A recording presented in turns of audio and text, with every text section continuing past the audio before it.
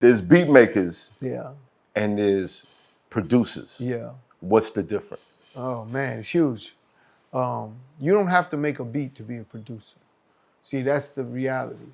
I could have gave every one of those guys a Ja Rule and Ashanti, and we would have never had with the same beat, and we would have never got the record we got. You understand what I'm saying? Now maybe they would have made a hit. Who knows? We know what made hits, and that's the reality. That's the difference. You know, Diddy, Dr. Dre, they didn't all make all their beats. You know? Right. You understand? There's a difference. Swiss Beats making them all different, right? But there's guys that understand how to tell those artists how to get in those beats, and the real beauty to me, again, man, when making music, I got some incredible stories, like some records, right? But Holla Holla, I'll use that first hit.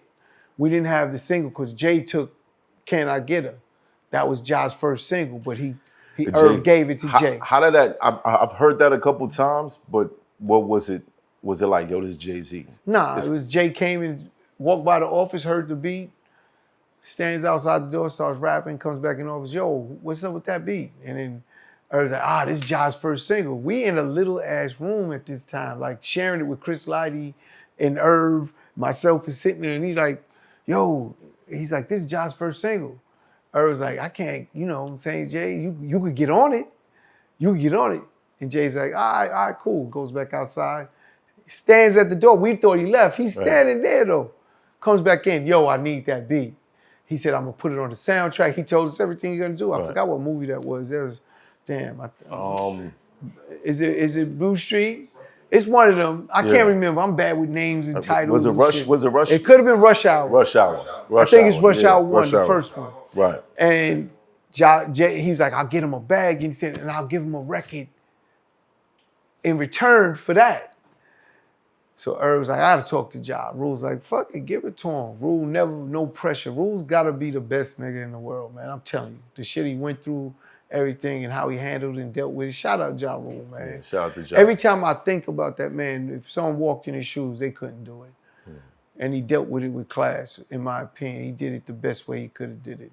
But here, his first single with Jay, what? We make another one. Irv was like, oh, bet. Calls Jay up, gives it to him. But now we don't have a single all this time. It's not easy to come up with them first singles. Right. I find this producer named Fingers, right? Or beat maker, let's call him. Beat maker. Got that beat. If you remember that beat, it was different. I call Irv, yo, I got it. He's like, where you at? Irv's at Electric Lady Studios, him and Ja. I said, I'm on my way. I get over there. This is one of the best producing stories and Baby with Ashanti to prove what a producer is when you ask that. These are my two favorite stories and it takes the artist to listen. I don't know if these artists today listen. They think they do. They one take Jake and they think it's perfect. But when you're trying to make a certain type of hit, you might have a few flaws in certain bars and stuff. So he plays the beat, Ja go crazy. Irv says, go and write he said, do this one this way. Write the hook first. Don't write the verses. Because sometimes you make the hook, it varies. Write just the hook. He come out, I got it. We playing cards, we playing Tom. Me and him, we sitting there playing Tom. In the studio. Yeah. Ja said, Irv, listen, that's not it. We back to talk, he come out again. That's not it. Now, if the artists don't listen, like, nigga, that's it, yo. That's it, right. We never have that hit record. You understand what I'm saying? Right. That's the producer's job. And it has to have the trust. That's why Dr. Dre, the names I mentioned, no one's questioning Dr. Dre. No one was questioning Diddy. You know what I'm saying? No one was questioning Irv. They let him produce, and that's what it takes to be a producer. If you don't have that, you just sent the files and the nigga did what he wanted. You made the beat, but that's as far as it go.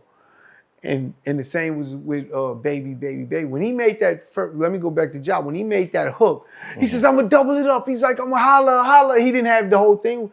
The room went crazy because it's more than me and Irv. So he went back, he came back. Third time.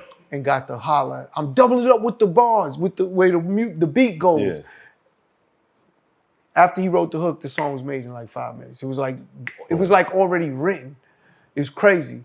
So with Ashanti, Baby, Baby, Baby, we jacked that from Scarface. I wish we had the camera for this one. You jacked it from Scarface. Scarface had a Mary, Mary, Mary, Mary. Oh yeah, that's right. He's talking about getting high. Yeah. And he's addicted to that. Right. The drug. And Irv's like, flip that shit. You addicted to a dude. And then when she's singing it, Ashanti sings pitch perfect. People don't know this either. The girl could sing. Right. Pitch perfect. We didn't want her to sing. Irv is mixtape Irv. He's DJ Irv. He making mixtapes. Right. Think about what I'm saying and go listen and you're going to understand. The mixtapes, Irv used to blend hip hop with R&B songs and sell mad mixtapes. So he's mixtape Irv and he's doing it with Ashanti and he's like, no, you can't sing it like that. Cause he's like, niggas ain't gonna sing it like that. Right. He said, I need you to sing it where we gonna wanna fucking sing it. Right. And he goes in the booth. This is the part I wish. And he's singing it. Like, you gotta sing it like this. You gotta be strung out on this nigga. You gotta, and he's singing it. Yeah. And she's like, that's stupid. It sounds crazy. He said, just do it. She did it. Again, without the belief. Right. Without the belief. I'm telling you, that's the best. If I wish I had that on tape, I promise you. Because that was the best, for me, showing of a producer and an artist. Because you got to give the artist the credit, too, for following the order. Right. And believing. Because if they don't believe in the producer, they're going to be like, no, I'm saying it like I'm this. I'm going to do it like this. Yes. We thank you for the beat. See you later. Yeah, heard you. Right. Right. Wow. But she did it, and you know, the rest is history. So when you get into that, it's crazy for me, for beat makers and producers, and you know, you always get that kind of conflict. But Irv he had an ear for this shit. It's different. Now, Irv was involved with DMX's career. Yeah. Jay-Z. Yeah.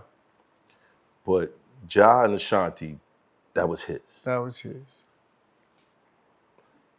Is it tough knowing that they didn't like find some sort of comfortable zone? Yeah. Yeah. For me personally, is Math Hoffa, I'm back with 100 opinions, and I'm here with Trapper turn smack rapper. Only smack rapper that you know. Nas or Jim Jones? You talking about like who rap better? Yo, bro, I'm gonna keep it real, bro. I'm gonna have to go with Jim Jones, bro. I'm gonna have to go with Jim Jones, but it makes sense. But hold on, but time out. Definitely makes sense. But time out, hold on. When you want to talk about woke rapping and all that, Nas got it. But I don't know Jim. Rapping? You know what I'm talking about, bro. Like that Malcolm X rapping, bro. Fetty Wap is better than Jim Jones.